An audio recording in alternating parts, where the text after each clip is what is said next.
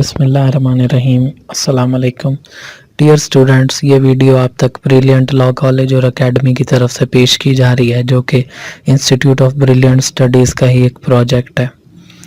अब आप घर बैठे एलएलबी की ऑनलाइन ट्यूशन भी हासिल कर सकते हैं, जो कि आपके तमाम सिलेबस को कवर करेगी और इम्तिहानात की तैयारी भी आप घर बैठे आसान तरीके से कर सकते हैं। इसके अलावा आसान और आम फहम नोट्स, गेस्ट पेपर्स और एमसीक्यूज़ भी दस्तयाब हैं। तो आज ही व्हाट्सएप नंबर पर मैसेज करके रब्ता करें और अपनी इम्तिहानात में कामयाबी को यकीनी बनाएं। तो चलते हैं आज के लेक्चर की तरफ। Welcome to fourth lecture of company law. आज जो टॉपिक हम डिस्कस करने जा रहे हैं इसका नाम है difference between partnership and company. इस सब्जेक्ट को पढ़ते हुए पार्टनरशिप और कंपनी का फ़र्क जानना ज़रूरी है। तो आज हम जो है वो इनके दरमियान जो मेन फ़र्क है उसको देखेंगे। दोनों ही बिज़नेस के टाइप्स हैं, ठीक है, और दोनों जो हैं वो मुख्तलिफ़ सिनेरियोज़ के अंदर यूज़ की जाती हैं अपने अपने फ़ायदे के लिए। सोल प्रोप्राइटरशिप को हम यहाँ पे इसलिए डिस्कस नहीं करेंगे कि उसके अंदर सिंगल ओनर होता है। पार्टनरशिप में भी मल्टीपल ओनर्स हैं और कंपनी के अंदर भी मल्टीपल ओनर्स हैं, तो लिहाजा आज हम इनके डिफरेंस को डिस्कस करेंगे। तो देखें, पार्टनरशिप जो है वो एक ज़रा कंपैरेटिवली स्मॉल स्केल बिज़नेस होता है और इसकी कुछ लिमिटेशंस होती हैं कि नंबर ऑफ़ पार्टनर्स की तादाद जो है लॉ के तहत वो एक ख़ास नंबर से ऊपर नहीं जा सकती, ठीक है जी। और जो कंपनी है वो एक लार्ज स्केल बिज़नेस है, यानी कि आपने बड़े पैमाने पर अगर कोई कारोबार करना है और आप ये चाहते हैं कि परपेचुअल सक्सेशन के साथ चलता रहे वो बिज़नेस, ठीक है जी, और लॉन्ग बिज़नेस लाइफ हो, तो फिर आप कंपनी की तरफ जाते हैं। तो जैसे अब कुछ एग्जांपल्स देख लें कंपनीज़ की। प्रॉक्टर एंड गैम्बल है, यूनिलीवर है, Coca Cola, Samsung, Shell, Apple, बहुत सारी कंपनीज़ हैं। तो अब आप ये देखें, इसमें से एक कोका कोला को देख लें जो बहुत ज़्यादा मशहूर ब्रांड है। आप ये देखेंगे कोका कोला को 120 से भी ज़्यादा साल हो चुके हुए हैं और ये बिज़नेस चल रहा है, लेकिन हमें क्या पता कि इसका ओनर ओरिजिनली कौन था। उसके लिए हमें इसकी केस स्टडी पढ़नी पड़ेगी, ठीक है। जर्नली तो हमें नहीं पता कि ओनर कौन था, फिर कैसे कैसे चेंज होता गया, करंटली कौन से ओनर्स हैं इसके, कितने शेयर होल्डर्स हैं, ये चीज़ें हमें नहीं पता। लेकिन चूँकि एक लार्ज स्केल बिज़नेस है, पूरी ऑलमोस्ट तमाम दुनिया के अंदर कोका कोला अवेलेबल है सिवाय चंद मुल्कों के, तो क्या है कि ये एक बहुत बड़े पैमाने का बिज़नेस है और बड़े अरसे से चलता हुआ आ रहा है। तो कंपनीज़ की एग्जांपल्स हैं, सैमसंग भी एक बहुत बड़ी कंपनी है, ठीक है जी। तो अब ज़रा चलते हैं, बाकायदा देखते हैं कि डिफरेंसेस क्या हैं कंपनी और पार्टनरशिप के दरमियान। तो सबसे पहला जो डिफरेंस है, बीइंग लॉ स्टूडेंट हमने लीगल पॉइंट ऑफ व्यू से जिस चीज़ को देखना है वो है जी कि रेलेवेंट लॉ कौन सा एप्लीकेबल है। पार्टनरशिप के केस के अंदर पार्टनरशिप एक्ट 1932 एप्लीकेबल होता है और तमाम जो पार्टनरशिप से रिलेटेड मामलात हैं वो इस एक्ट के थ्रू डील किए जाते हैं। और कंपनी की अगर बात करें तो कंपनीज़ एक्ट 2017 जो है उसके तहत कंपनी के मामलात को रेगुलेट किया जाता है, ठीक है जी।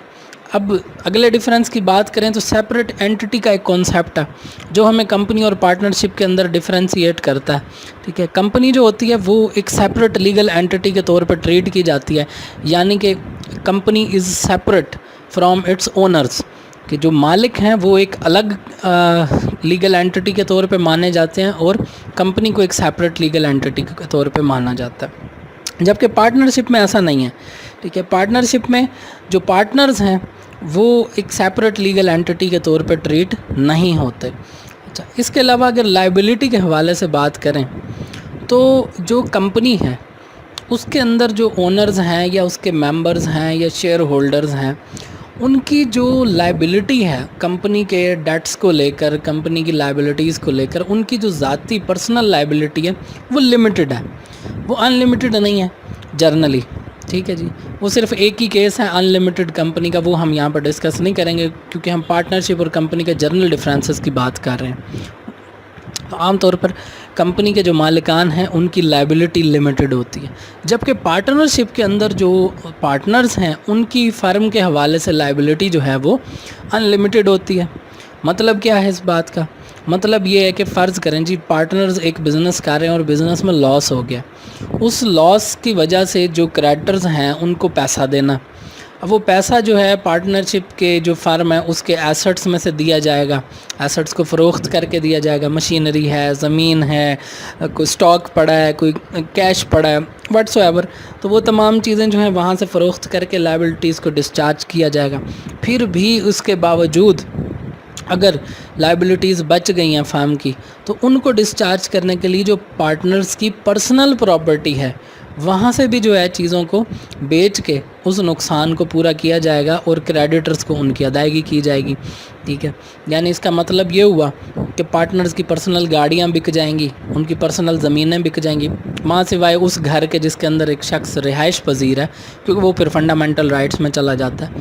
اس کے علاوہ جتنی بھی ان کی ایسٹس ہیں وہ تمام بیچ کر تو جو فرم ہے اس کی لائبلٹیز کو ڈسچارج کیا جائے گا۔ جبکہ اس کے برعکس جو کمپنی ہے اس کے کیس کے اندر جو لائبلٹی ہے وہ اس طریقے سے نہیں ہوتی، بلکہ شیئر ہولڈرز کی لائبلٹی جو ہے وہ up to the paid up capital amount of share تک ہی محدود ہوتی ہے عام طور پہ، ٹھیک ہے جی، یعنی پرسنل ایسٹس نہیں بکیں گے۔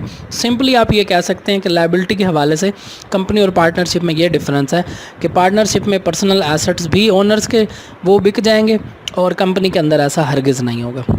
اب کیپٹل کی بات کریں، سرمائے کی بات کریں، دیکھیں جب آپ کو ایک مناسب مقدار میں سرمایہ چاہیے ہوتا ہے اور آپ نے ایک اسمال اسکیل یا میڈیم اسکیل بزنس کو سٹارٹ کرنا ہوتا ہے تو آپ پارٹنرشپ کی طرف عام طور پہ چلے جاتے ہیں، تو پارٹنرز کی تعداد جو ہے وہ 20 سے زیادہ نہیں ہو سکتی عام طور پہ، ٹھیک ہے جی، اور 20 لوگ کتنا ایک پیسہ لے کے آ جائیں گے۔ جبکہ اگر آپ نے کوئی بہت زیادہ لارج اسکیل بزنس سٹارٹ کرنا ہے، جیسے جہاز بنانے کی کمپنی بوئنگ ہے، ٹھیک ہے، اب جہاز کو بنانے کے لیے بہت زیادہ پیسہ چاہیے، انفراسٹرکچر ہونا چاہیے، مشینری ہو اور بہت ساری چیزیں، تو اس کے لیے ایک بہت زیادہ لارج کیپٹل ریکوائرڈ ہے۔ تو جب بھی لارج کیپٹل ریکوائرڈ ہوتا ہے تو عام طور پہ پھر کمپنی کی طرف گیا جاتا ہے، تو پھر کمپنی کی اسٹیبلشمنٹ سامنے آتی ہے، کمپنی ہمیں اسٹیبلش ہوتی ہوئی نظر آتی ہے، کہ جب بھی بڑا سرمایہ چاہیے ہوتا ہے۔ تو سمپلی آپ یہ کہہ لیں کہ کیپٹل جو ہے وہ کمپنی کے اندر لارجر اماؤنٹ میں ہوتا ہے اور پارٹنرشپ میں اسمالر اماؤنٹ ہوتا ہے as compare to company. Business life کی بات کریں تو شروع میں ہم نے جیسے کچھ ایگزامپلس ڈسکس کی، تو پارٹنرشپ کی جو بزنس لائف ہے وہ اتنی زیادہ نہیں ہوتی، ٹھیک ہے۔ اوریجنلی تو یہ ہے کہ کچھ بڑے شارٹ سے سینیریوز ایسے ہیں جس کے اندر پارٹنرشپ ریزالو ہو جاتی ہے، ٹھیک ہے جی، فرم ریزالو ہو جاتی ہے، پارٹنرشپ ختم ہو جاتی ہے، جیسے کچھ پارٹنر کی ڈیتھ ہو گئی، کوئی چھوڑ کے چلا گیا، اب یہ تو اب زندگی کے ساتھ ساتھ ہے، لیکن کمپنی کے اندر جو بزنس کی لائف ہے وہ بہت زیادہ ہے، ٹھیک ہے جی۔ اس کے اندر کمپنی کا ممبر یا اونر جو ہے وہ مر رہا ہے، جی رہا ہے، اس سے کوئی فرق نہیں پڑ رہا، ٹھیک ہے جی۔ کمپنی کا بزنس پرپیچول سکسیشن کی بیسس پہ چل رہا ہے۔ تو آپ دیکھ لیں جو ایگزامپلس ہم نے شروع میں ڈسکس کی، یہ وہ کمپنیاں جو کئی سالوں سے، کئی ڈیکیڈ سے جو ہیں وہ چل رہی ہیں۔ تو بزنس لائف جو ہے سمپلی کمپنی کے اندر بزنس لائف زیادہ ہوتی ہے، پارٹنرشپ کی بزنس لائف کم ہوتی ہے۔